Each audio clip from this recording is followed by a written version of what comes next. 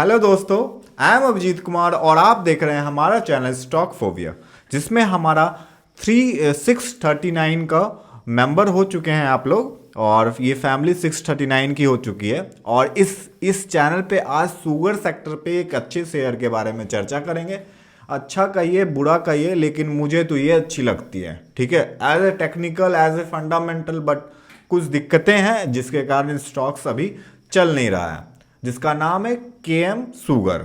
और इसे आप कोई फाइनेंशियल एडवाइजर नहीं एडवाइस नहीं समझिएगा, क्योंकि आप अपने फाइनेंशियल एडवाइजर से पूछ कर ही इस स्टॉक्स में निवेश कीजिएगा। मैं यहाँ पर सिर्फ एजुकेशनल पर्पज से ये मतलब स्टॉक्स बता रहा हूँ। ठीक है, और क्या पता ये मेरे पोर्टफोलियो में भी हो सकता है ना।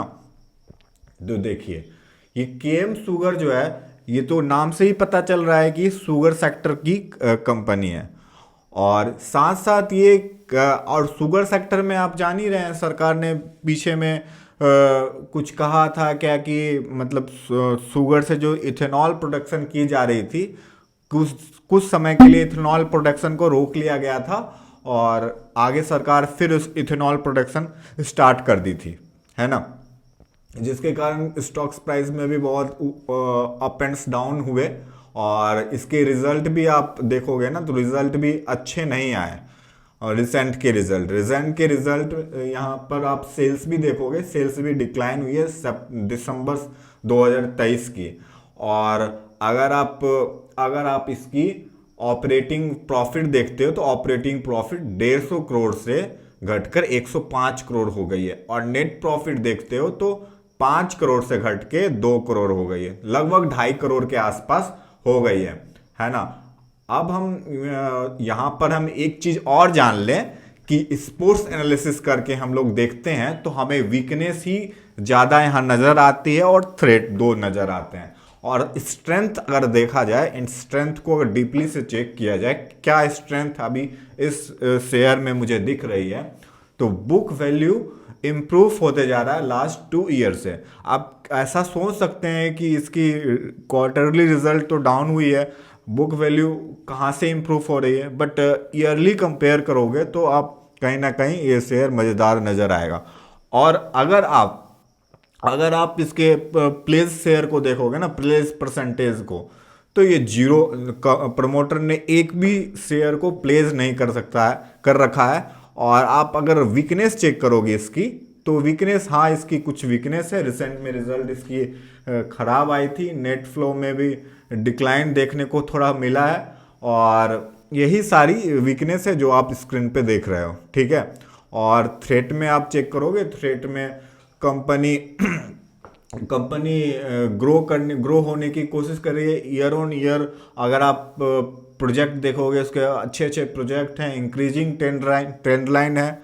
नन कोर बिजनेस में, नन कोर मतलब अपने ये, अगर आप थोड़ा सा इसका डीपली चेक करोगे यहाँ पे, तो इनकॉर्पोरेट हुई थी 1971 में। और अगर आप मैन्युफैक्चरिंग देखोगे, तो ये sugar, ethanol, ethyl alcohol and generation of power and using baggage, तो इतनी सारी जगह पर काम करते हुए आपको दिखती है ये कंपनी। ये मतलब कहीं ना कहीं इसको अदर सेगमेंट से इतनी ज़्यादा प्रॉफिट हो रही है कि इसके, अगर आप टेक्निकल बेसिस पे जाओगे ना, तो मैं यहाँ पर अभी खुल नहीं पा रही है। अब मैं फिर से एक बार बैक जाकर इसको मैं फिर से दिखाता हूँ। ये लॉगिन मांग रहा है, केएम शुगर यहाँ पे रहा। तो अगर मैं इस चार्ट को लेता हूँ, अगर मंथली बेसिस पे चेक करता हूँ, तो यहाँ पे आप सीधी आप देख सकते हैं कप एंड हैंडल का पैटर्न बनाते हुए आपको दिख रहा है। ये रहा कप और ये रहा छोटा सा हैंडल, है ना। तो ये कप एंड हैंडल बहुत इंपॉर्टेंट हो जाता है यहाँ पे।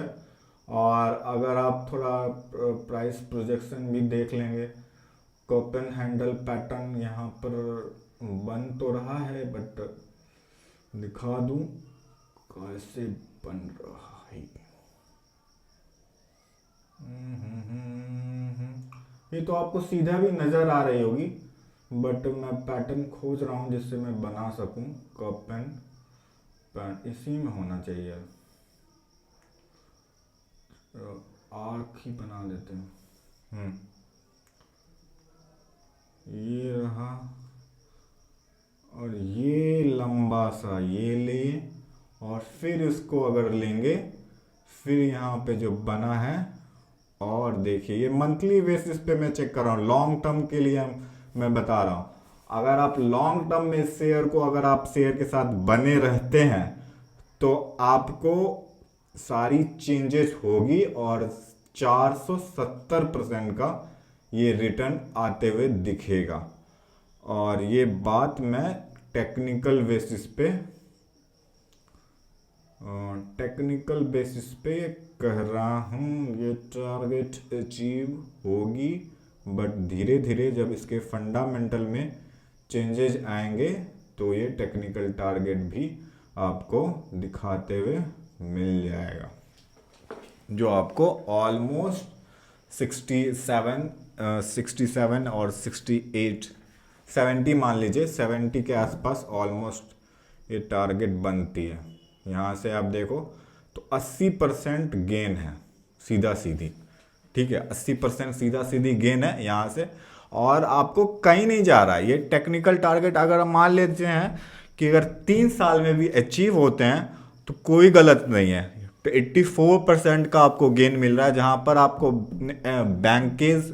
अगर आप बैंक में अपने पैसे रखते हो तो बैंक में आपके पैसे 4% 5% से ग्रो होते हैं, और इन्फ्लेशन एडजस्ट कर देंगे हम, अगर 6-7% का अगर इन्फ्लेशन हम ले लें तो भी यहाँ पर अच्छा खासा डिसेंट प्रॉफिट नज़र आ रहा है हमको इस स्टॉक्स में। और शुगर सेक्टर गेम चेंजिंग हो सकता है शुगर सेक्टर में। और अगर आप मेरे चैनल के साथ नहीं जुड़े हैं तो यहाँ प्लीज़ सब्सक्राइब कीजिए एंड बेल आइकन भी दबा दीजिए, ताकि मैं इस तरह के शेयर हमेशा लाते रहता हूँ। और ये राइट समय है केम शुगर जैसे स्टॉक्स में निवेश करने का। अगर आप इसका थोड़ा सा मनी कंट्रोल में जाकर आप अगर इसका पिवट वैल्यू देखना चाहते हैं, पिवट वैल्यू निकाला भी जा सकता है, वहाँ मैं यहाँ आप निकाल भी सकते हो ट्रेंड लाइन में, लेकिन अब मैं पिवट वैल्यू यहीं से दिखा देता हूँ। तो यहाँ देखिए 35 रेजिस्टेंस लेवल दे रहा है, और 36 दे रहा है, 37 दे रहा है, और उसी के अनुसार ये स्टॉप लॉस सजेस्ट कर रहा है। मैं तो ये बोलूँगा अगर आप लॉन्ग टर्म को देख कर चल रहे हो तो 29 का स्टॉप लॉस के साथ इस शेयर को लिया जा सकता है। थोड़ा लंबा स्टॉप लॉस है, लेकिन टारगेट भी हमारे काफ़ी लंबे हैं, और ये टारगेट अचीव होगा दोस्तों, बिकॉज लेकिन एक बात आपको ध्यान में रखना है कि रिजल्ट इसकी अच्छी नहीं आई थी, तभी स्टॉक्स अपने सपोर्ट लाइन को ब्रेक नहीं किया है। और अगर आप इसके डेली बेसिस के चार्ट को अगर देखोगे एक नज़र, तो भी यहाँ पर ये अपने सपोर्ट के पास ही आसपास दिखेगा आपको। और इससे हम ये स्टॉक्स को समझ सकते हैं, स्टॉक्स में काफ़ी स्ट्रेंथ बनते हुए दिख रही है।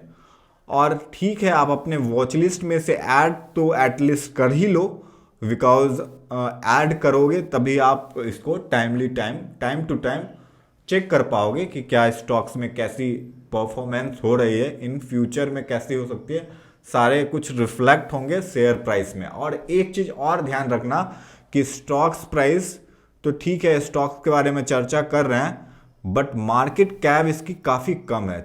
300 करोड़ के आसपास की इसकी मार्केट कैप है, ठीक है, 314 करोड़ की मार्केट कैप है, यहाँ पे आप देख सकते हैं 314 करोड़ की, और फेस वैल्यू इसकी 2 की है। और अगर हम ईपीएस की बात करें तो ईपीएस भी इसकी डिक्लाइन हो रही है 28% से ईयर ऑन ईयर, और पी रेशियो इसकी 14.91 की है, जिसको आप 15 की पी मान सकते हैं, ठीक है, डिसेंट पी है। और इंडस्ट्रियल पी से थोड़ी महंगी इंडस्ट्री पी 14 की आसपास की आती है, बट टेक्निकल हमें सजेस्ट कर रहे हैं, मूविंग एवरेज क्रॉसओवर में देखोगे तो बुलिश दिखा रहे हैं, जैसा कि मैंने चार्ट के ऊपर भी दिखाया आपको, ठीक है।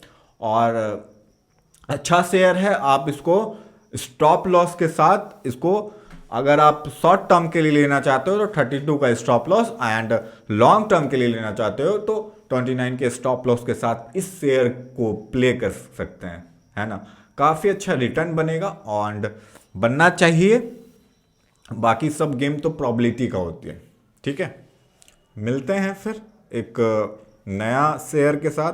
एंड फंडामेंटल इसके बहुत ज़बरदस्त हैं दोस्तों। इस चैनल पर फंडामेंटल को लेकर सोचना नहीं है दोस्तों।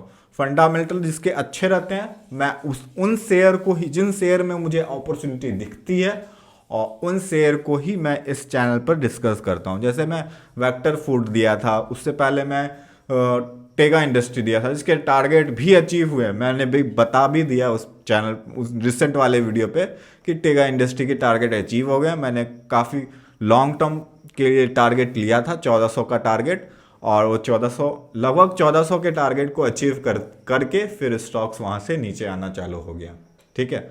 अभी भी मुझे लगता है कि 1000 रुपये से नीचे नहीं जाएगा, ठीक है। चल जाती है तो कोई गल नहीं दोस्तों, है ना।